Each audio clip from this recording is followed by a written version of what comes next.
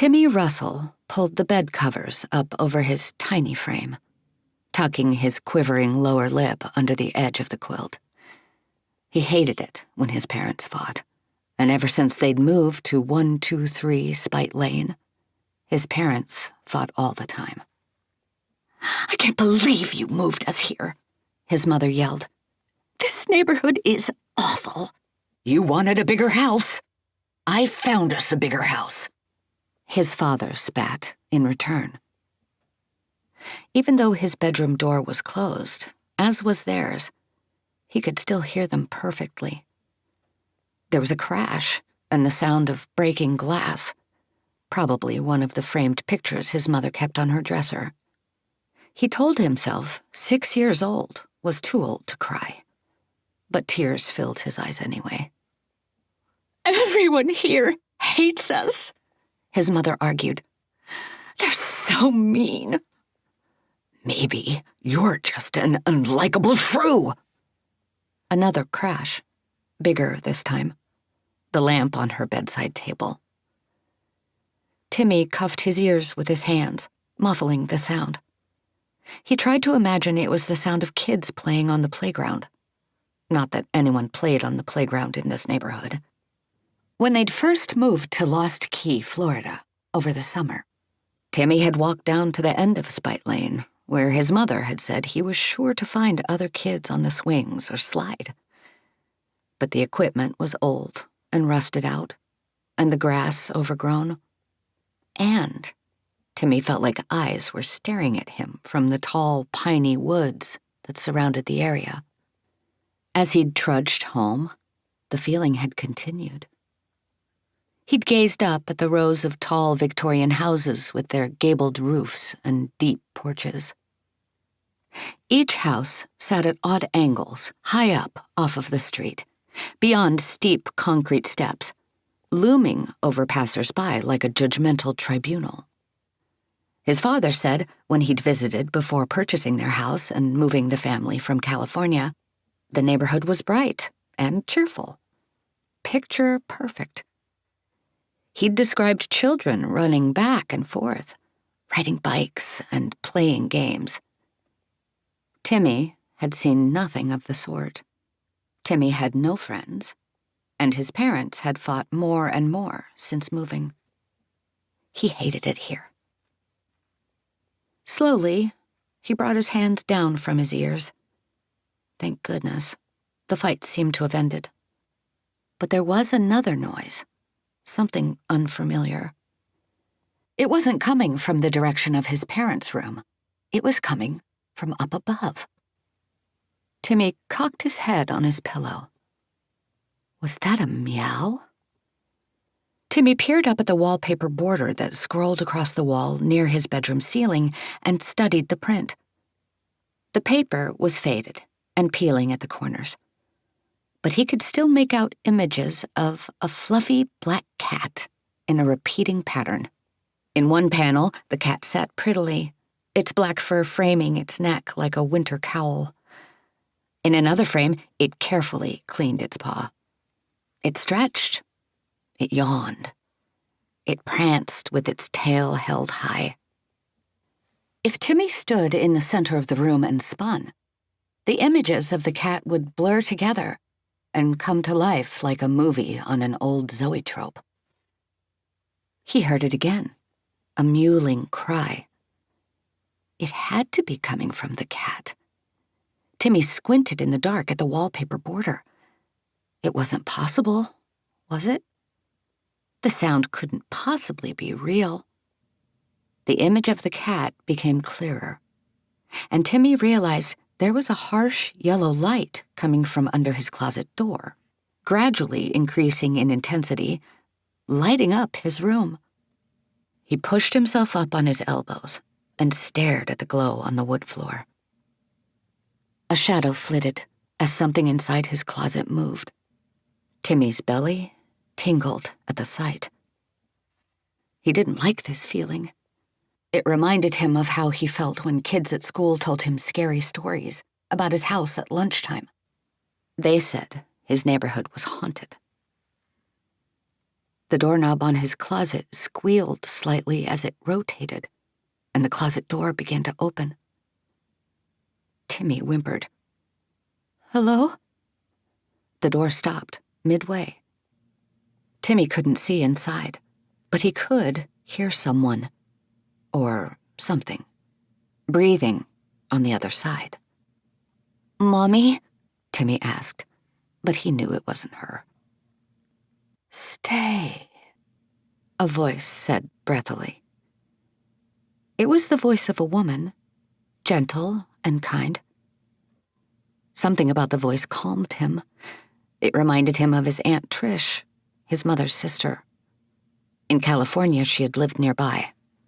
Whenever she babysat Timmy, she baked him oatmeal cookies. He could almost smell the cinnamon now. "Stay with me. Forever," the voice beckoned. Could it be Aunt Trish? Could she want him to move back to his old home?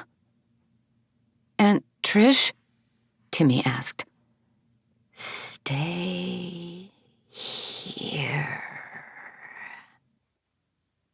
It wasn't Aunt Trish. It couldn't be. The tickle in his belly turned cold. Who are you?" he stammered. "Stay."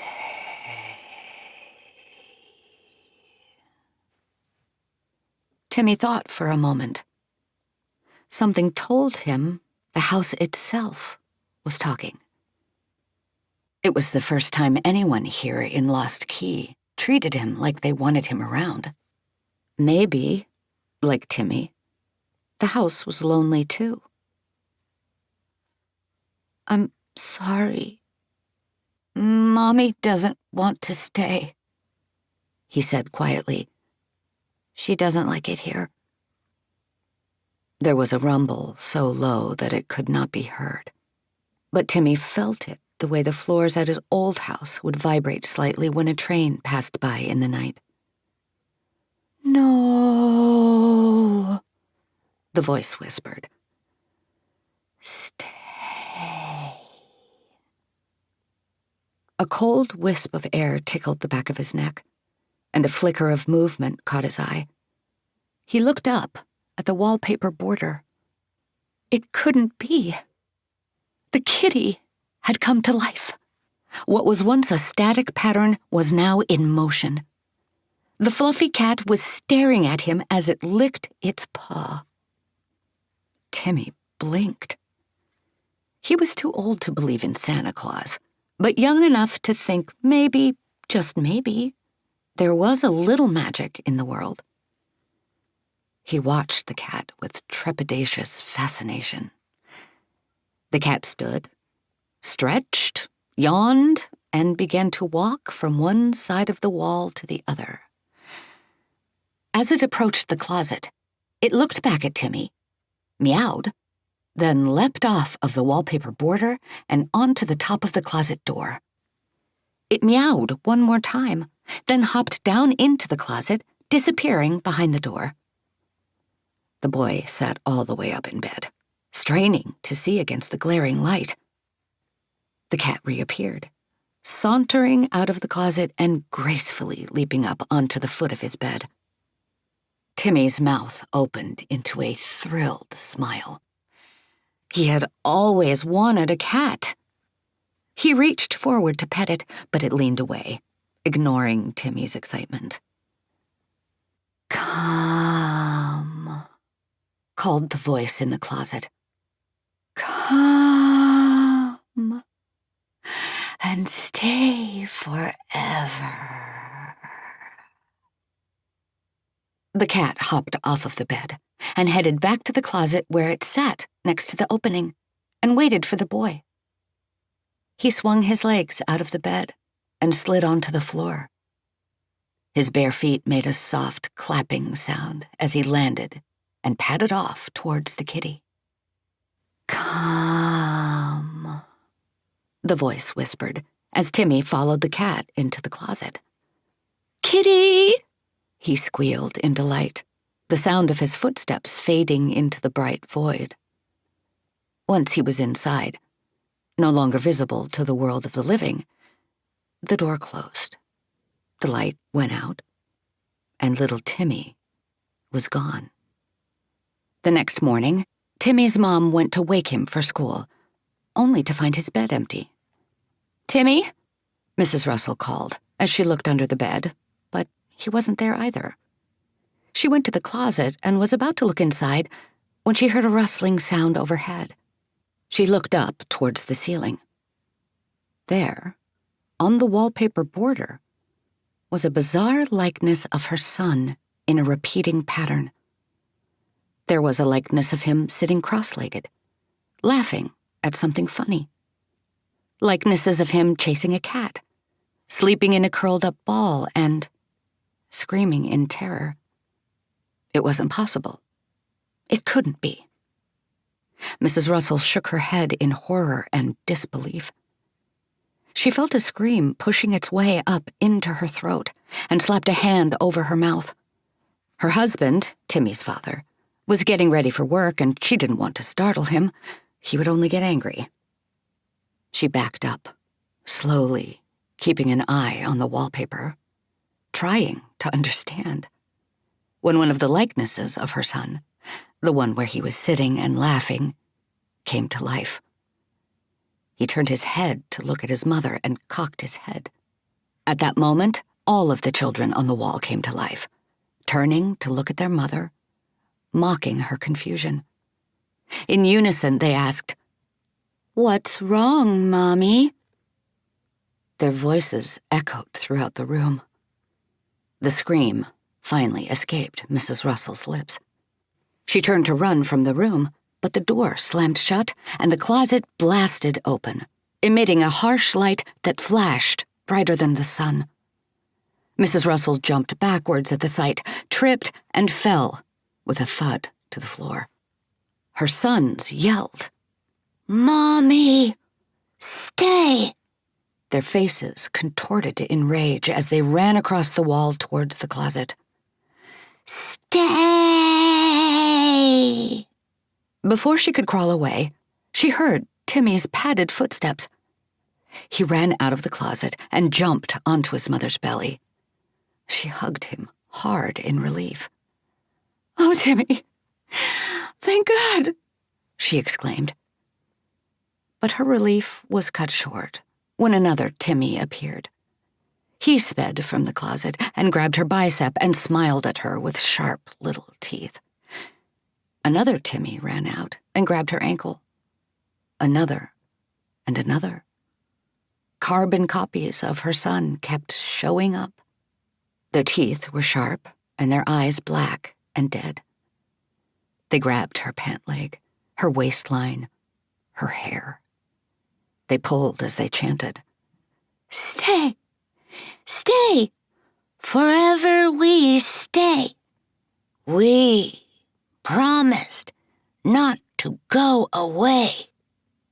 Mrs. Russell grasped at the floor, scraping the worn wood with her fingernails, but it was of no use. She disappeared into the strobing light. The closet door slammed shut, and the room fell silent, but only for a moment.